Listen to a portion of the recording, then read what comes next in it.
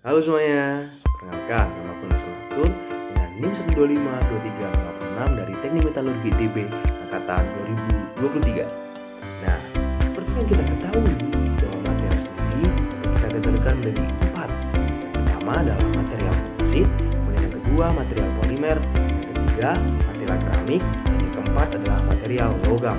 Nah, pada kesempatan kali ini, di video ini aku bahas mengenai material logam. Yuk kita mulai. Nah, jadi apa sih logam itu?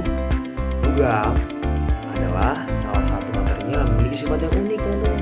Kenapa unik? Karena logam dapat menghantarkan listrik, logam dapat menghantarkan panas, logam memiliki sifat keuletan, dan masih banyak lagi sifat-sifat logam yang membuat material logam ini biasanya diaplikasikan untuk sebagai bahan material pembuatan konstruksi bangunan, bahkan sampai pembuatan bahan-bahan elektronik yang biasa kita gunakan dalam kehidupan sehari-hari. Menurut Kamus Besar Bahasa Indonesia, logam didefinisikan sebagai mineral yang tidak tembus pandang, dapat menjadi pengantar panas dan halus yang baik, dan logam memiliki sifat keras dan kuat, dapat ditempa dan dapat direndahkan. Saat digosok dan terkena cahaya, logam bisa mengkilap.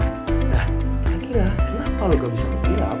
Nah, jawabannya adalah logam bisa mengkilap karena di dalam ikatan logam, elektroda akan saling melempar elektron karena atomnya cenderung berlebih, di mana kondisi ini akan mengakibatkan suatu ikatan logam memiliki awan elektron, di mana saat logam menerima cahaya yang diterima logam ini nantinya akan mengenai awan elektron. Nah, awan elektron ini akan cenderung untuk menangkap, dan karena ketidakstabilannya maka awan elektron akan mengeluarkan kembali cahaya yang masuk dalam bentuk cahaya kembali, di mana dalam kondisi ini kita bisa melihatnya dalam bentuk logam yang mengkilap. Kemudian adanya awan elektron ini juga membuatkan logam jadi memiliki sifat yang bulat, menjadi bentuk. Nah, selain itu logam bisa mengantarkan listrik dan panas dengan yang baik. Karena apa? Karena adanya elektron valensi di dalam logam yang terlokasi di dalamnya, mana elektron-elektron ini dapat bergerak bebas sehingga dapat mengantarkan listrik dan panas dengan baik. Seperti itu, teman-teman.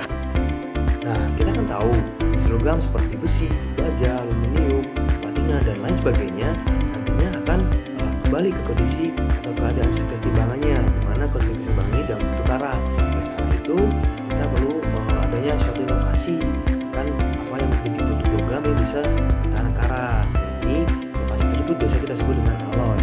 Ini merupakan gabungan dari beberapa unsur logam yang dibentukkan menjadi satu untuk menghasilkan suatu produk dengan kemampuan ataupun durabilitas tingkat tinggi untuk menahan korosi. Dari alloy ini artinya tidak menghasilkan suatu produk yang bisa memberikan banyak manfaat bagi keberlangsungan ataupun kebutuhan yang kita jalankan sehari-hari. Dan dalam aplikasinya, material logam sendiri ini biasanya ada juga produk-produk yang bisa digantikan, tidak harus menggunakan material logam, tapi ada kalanya material logam ini memang harus digunakan untuk salah satu produk tertentu.